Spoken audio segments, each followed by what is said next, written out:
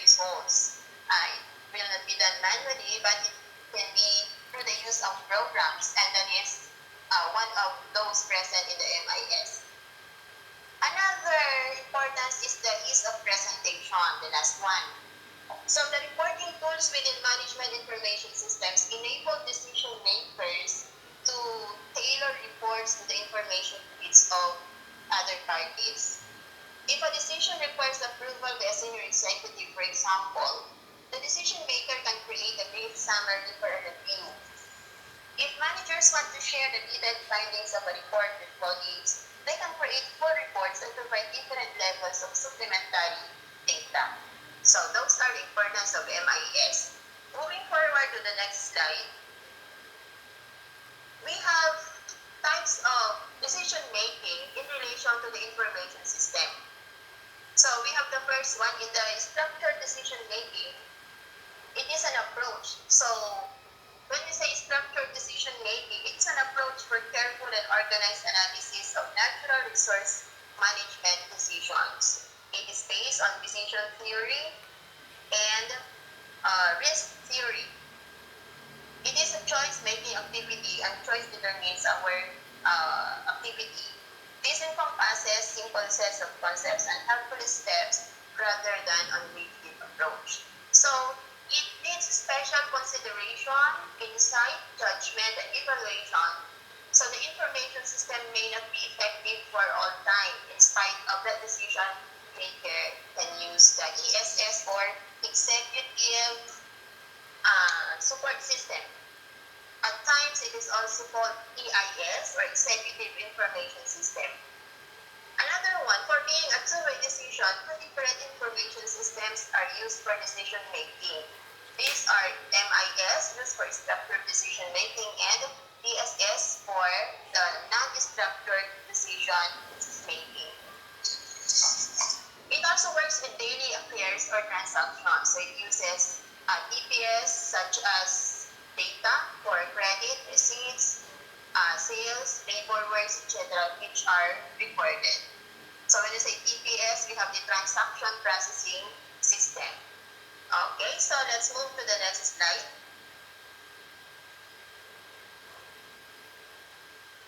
Okay, so it's just a graphical presentation of the different types of decisions, who does each decision, and what particular decision, what particular MIS is being used. So we have on the first column, we have the types of decisions: structured, unstructured, semi, and structured. As to the managerial level or the types of managers, for unstructured decision making, we have the senior managers or the executives, and they use the MIS, which is they use the information system, which is executive support system or executive information system.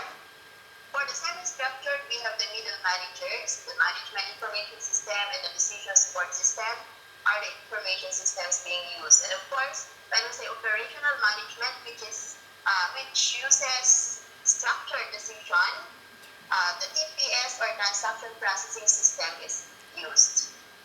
Okay, so moving forward, we can say that evidence-based problem solving, okay, by reminding us to briefly stop and ask what has to be decided. For example, if it is a business problem or issue, who is involved is the people, and what the desired outcome is. Evidence-based management helps us to fully grasp the decision situation, even under stress, and to evaluate different resources or sources of evidence critically before making a decision. In other words, evidence-based problem solving and decision-making leads to evidence-based management. These evidences are composed of data that, when put together, becomes information. When informations are organized systematically by using formal, socio-technical, and organizational system that is designed to collect, process, store, and distribute information, we come up with an information system. When people with specific tasks in undergoing processes through the use of technology work on the information system, it results to management information system, which is very important in decision making, along with the results of studies, of course, and researches. So in closing, may I share to you this quote from Charles Duhigg, which says, "Between calculated risk and reckless decision-making lies the dividing line between profit and loss." So this is particularly true in business. But in our scenario, for example, in the education, probably we can replace profit and loss with productivity and non-productivity, something like that. So with that, I would like to say thank you so much for listening. Thank you so much for your time. God bless us all. Alright.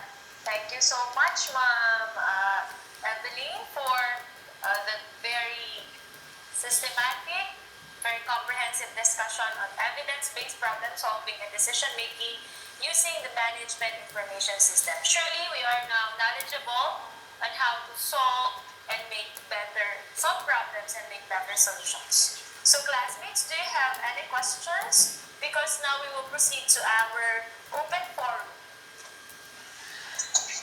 You can now ask questions, or if you have concerns, you are now allowed to open your cameras and open your microphones. Yes, ma'am. Good morning. Good morning, sir. Yes, So I would ma'am. like to ask something about, you did mention about strategic decision making. Could you please give an example of this kind of decision making?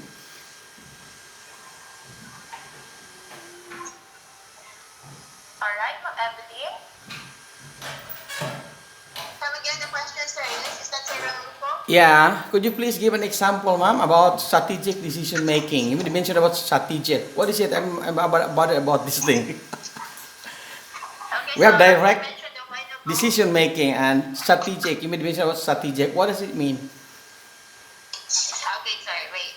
So I mentioned a while ago regarding the different types of decisions. We have strategic decisions, something like that. We also have routine and non-routine. So when we say strategic decision making, these are the important decisions taken by a company, an agency, or a firm. And these are usually taken by upper and middle level management. So this refers to the policies of the firm or the strategic plan for the board. For example, in the Department of Education, for instance, we are implementing the K-12 curriculum, right? But Yeah. for that, there are so many concerns regarding the curriculum. Now, when the K-12 curriculum was implemented, again, there were so many comments or feedbacks that were given, such as, one is, some say that it is too congested in such a way that the learners are bombarded with so much information or information overload, and because of that, the retention of knowledge is somewhat being questioned. And then here comes the pandemic situation, in which the K-12 curriculum that we were using was no longer, let's say, practical to be used at this point in time. That is why in the K-12 curriculum, the learning competencies were reduced. Thousands of learning competencies were reduced to almost just a 3/4. They come up with the help. You're familiar with it. We have the most essential learning competencies, which are intended for including learning. And it was believed to be just for the time of the pandemic, but somehow in the implementation of the MEL, they are already, let's say, giving remedy to that particular comment before regarding the congested curriculum. So in the MELs, those competencies which they thought were repetitious or which could have been already learned in the earlier level or grades were no longer included in the upper or higher levels. So those are decisions for the future. But in doing so, they have to consider, of course, so many factors. And the possible consequences. So when we say strategic decision making, it has something to do with policies that has something to do with planning for the future. I hope I satisfy your Okay, okay. Thank you so much, curiosity, sir. ma'am. Thank you so much. Okay, thank you so much for the question. Ma'am Evelyn, there is a question in our chat box from Ma'am Sheena. So, can an evidence-based information or solution, since all data or information are gathered and analyzed, be considered as irrefutable in precision and effectivity? Of course, in making a decision, as what I had said a while ago, you have to consider all the available evidences. Now, even with the presence of these evidences, for example, still you believe that these are not, or the proposed solutions, for example. So it has something to do with the question of Ma'am Sonia a while ago. I'll be answering two questions at the same time. Ma'am Sonia a while ago said that, for example, in a conference, the manager, the leader, has to make a certain decision. Now, if majority of the people oppose the decision, which is they have to arrive at a certain consensus, what must be done, something like that. So in that particular case or scenario, of course, you have to present the problem. You have to identify the cause of the problem. You have also to gather from among the members of the team, if you are collaborating, from among the members of the team, the possible solutions. And these solutions will be based from the evidences. And these evidences could be facts that when put together can be information. Now, for example, there are solutions suggested based on the evidences. You have to make a choice now as to the best solution based on those evidences. The question of Ma'am Chines is, can an evidence-based information or solution be considered as irrefutable in precision and effectivity? If I remember it right, Sir Alfredo mentioned last time, doing things right and doing the right thing. If I will relate it to this particular question and scenario, you did the right thing when you ask the members of the group or the team that you lead, while you are collaborating, about their suggestions for the possible solution to the problem.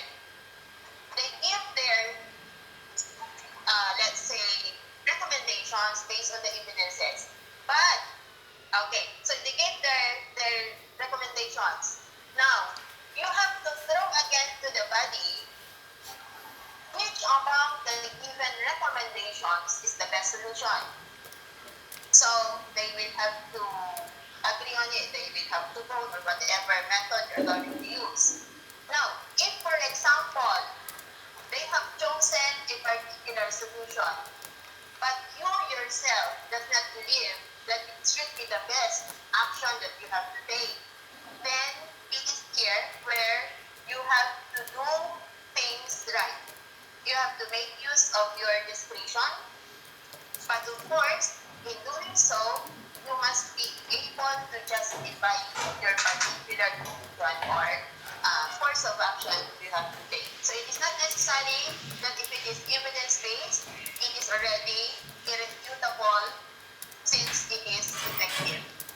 If still you consider, after also, let's say, analyzing, and you also have to base it from your knowledge and experience and observation, if you think that you believe that there is a certain solution better than the one that is being agreed upon, then of course you can make use of your discretion in decision making, but just be prepared to justify your action. And it is here where accountability and responsibility of you being a leader sets in. your question? I have a question. Yes, Ma'am Sonia. You said a while ago that information can help us to make a better decision. But in reality, school managers ask their teachers to gather information. Yes. Di ba usually ganon? They ask assistant from their teachers to gather information for them. Okay, so despite of this reality, how can you ensure as a school manager, how can you ensure the reliability and accuracy of the information despite of the fact that you ask the assistant of the of your teachers? So what advice can you give to the future school managers? We'll have 5 minutes more. Huh? Yes, sir. Okay. So probably that's the last question, the one coming from Ma'am Sonia. Okay, so in answer to that particular She question, is asking about the reliability and the yes, sir. validity of the information coming from teachers. Yes. Okay, you can always validate that, cross-check, doing what we call triangulation. You can refer to other sources if these are true or not. You can refer to And one reference thing more, like that. Okay. yes, sir. And one thing more, may I share that being the leader or the school head for that matter, you have to be the first to show that you are honest in making the reports, for example, because there are times that, for example, in a situation just like Ma'am Sonia said, you ask information from the teachers, and then while they're still busy gathering the data, collating it or grouping it and grouping them into to come up with the information that you needed, then suddenly you said the report has been submitted. You showed the proof of submission. Then of course, in that way, you're not being honest because you did not make use of the information being gathered or being worked on with too much effort from the members of the team. That's a reality. Nangyayari po yun. That is what we call what do you call that one? Maneuver report, something like that. In Pangasinan, we call it inanyani, something like that. So that's a reality also. So we have to make sure that when we prepare reports, we have to be credible about it. Dapat tama. It should not be fabricated. We have to base them from evidences. We have to base them from those that will be gathered really from the field so that we can arrive at the best decision. And we can solve the problem in the best way we can. So I hope I answered your question, Ma'am Sonia. Thank you. You can always use triangulation. Yes, sir. We can also counter-check, we can validate. You can always use third party. Yes, A sir. third party to validate the facts. Okay? Yes. Do not rely on only one source. Mm. All right. Okay. Sir, we have... Second follow-up question. Can I? Yes, sir. For... We're going to end the seminar. Yes, sir. So for other questions, You have already passed the time. Yes. You can tell me if you still have questions that we can no longer accommodate here. You can ask me through Messenger, something like that, and I will be glad to answer them. Okay, Yes, po. thank you so for other much. concerns, you may send private messages to our speakers and they will answer your questions. So before formally ending our webinar for today, let us first greet a belated happy birthday to our Yeah. Professor What? Alfredo Aquino. So belated happy birthday, sir! Happy birthday to you. Yes, po. Happy birthday to you. Happy birthday, happy birthday. Happy birthday to you, Dr. Alfredo. Happy birthday. God bless. Wishing you a God bless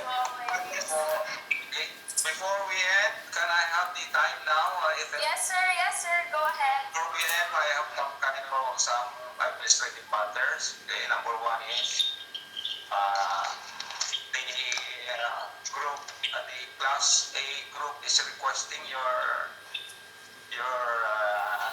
performance again tomorrow or when? Because they are requesting for a performance for your delivery on tomorrow. The delivery tomorrow for class A. Do you agree with that? It's okay with me, sir. Yes, Okay, yes. sir. Yes, So sir. you can agree with Mr. Davis. Yes, sir. You talk Okay, again sir. after this seminar, after this webinar, you can talk among yourselves about what will happen tomorrow if you want it. Okay, I'll just watch and then I'll just give you some kind of So remarks. thank you for watching. Please don't forget to like, share, and subscribe. See you.